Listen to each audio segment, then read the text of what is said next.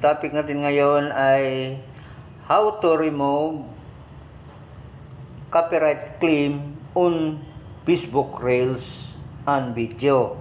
So, una natin gawin ay tap natin ang Facebook apps. So, pagkatapos na tap ng Facebook apps, itap natin ang profile.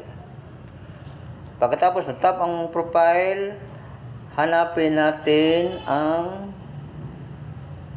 support inbox.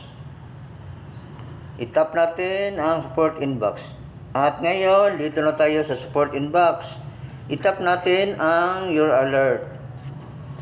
At ngayon, dito makikita may tatlo akong violation. So, una natin gawin, itap natin yung unang video.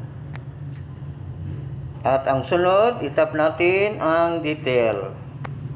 Pagkatapos itap ang detail, tap continue. Pagkatapos tap ng continue, itap din ulit ng continue.